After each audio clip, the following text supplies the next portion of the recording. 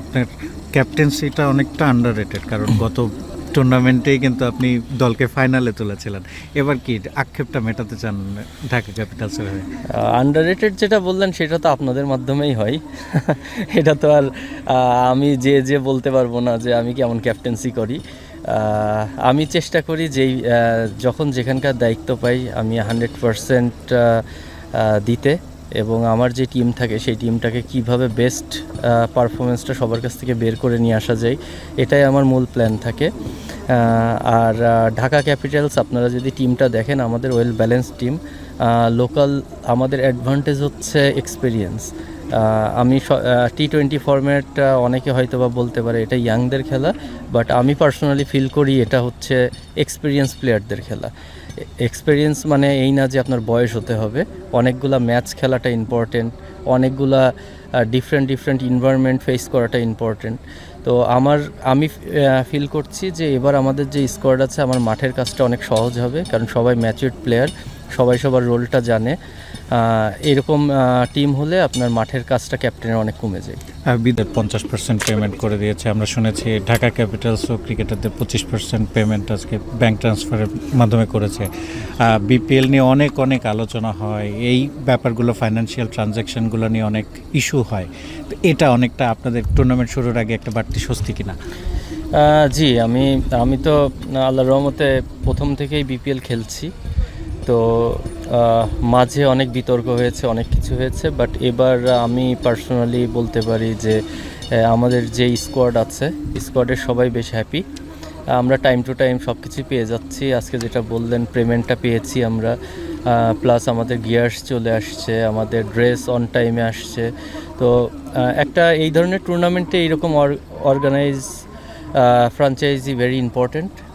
আমি মনে করি যে প্রত্যেকটা ফ্র্যাঞ্চাইজিরই এইভাবে প্রফেশনাল হওয়া উচিত, তাহলে প্লেয়ারদের মাঠে ফোকাস করতে অনেক ইজি হয়।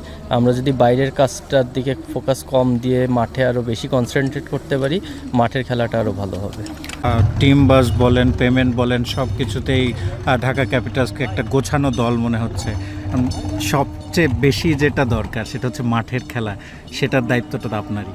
জি, অবশ্যই। আপনি যেটা আমি প্রথমেই মেনশন করলাম যে আমাদের মূল কাজ হচ্ছে মাঠে ফোকাস করা। বাইরের কাজটা যদি গোছানো থাকে তাহলে মাঠে ফোকাস করাটা অনেক ইজি হয়।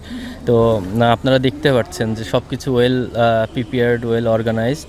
তো এই অবস্থায় আমাদের একমাত্র মাঠের খেলা ছাড়া অন্যদিকে আমাদের কোনো ফোকাস নেই, এবং আমাদের ফার্স্ট বল থেকেই আমরা পুরোপুরি প্রিপেয়ার্ড থাকবো আমাদের সেরাটা দেওয়ার জন্য। দেশি ক্রিকেটাররাও অনেকে এসেছেন, আপনাদের জেলিংটা একটু ভালো হচ্ছে কিনা আসলে? জি, দেখেন, আমি ফিল করি যে লাস্ট আওয়ারে যদি কোনো প্লেয়ার আসে তার টিমের সঙ্গে অ্যাডজাস্ট করতে বেশ কিছু সময় লেগে যায়।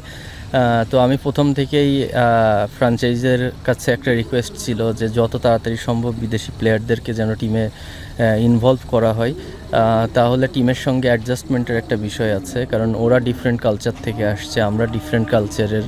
একই ড্রেসিং রুম যেহেতু শেয়ার করব, সেহেতু আমাদের যে কালচার আছে, ওদের যে কালচার আছে, এটা সমন্বয়ে কীভাবে টিমটাকে প্রপারভাবে জেলিং করা যায়, এটা খুব ইম্পর্ট্যান্ট।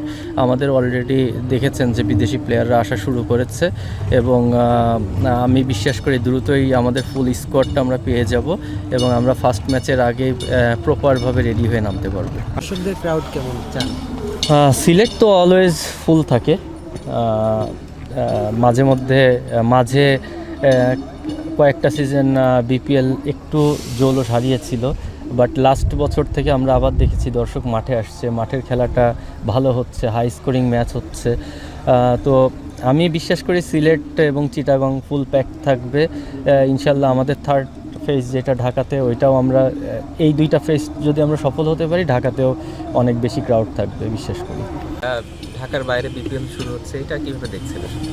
না, দেখেন, সব কিছুই তো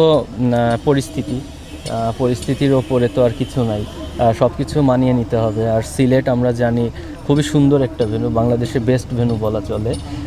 আমাদের কাছে কোন মাঠে খেলছি সেটা ইম্পর্টেন্ট না, কেমন মাঠে কেমন উইকেটে খেলছি সেটা ইম্পর্টেন্ট। তো আমি মনে করি যে এখানে ভালো উইকেট থাকবে, গ্রাউন্ডও অনেক ভালো। শুরু থেকেই যদি একটা ভালো হাই ভোল্টেজ ম্যাচ হয়, হাই স্কোরিং ম্যাচ হয়, তাহলে টুর্নামেন্টের প্রথম থেকেই প্লেয়াররা অনেক কনফিডেন্ট থাকবে এবং আমি অ্যাজ এ প্লেয়ার হিসেবে বিশ্বাস করি যে কোনো প্লেয়ার যদি শুরু ভালো করতে পারে ওর পুরো টুর্নামেন্টটা ভালো যায়। সব ধরনের খেলার খবর পেতে সাবস্ক্রাইব করুন। সঙ্গে থাকুন খেলার পাতার।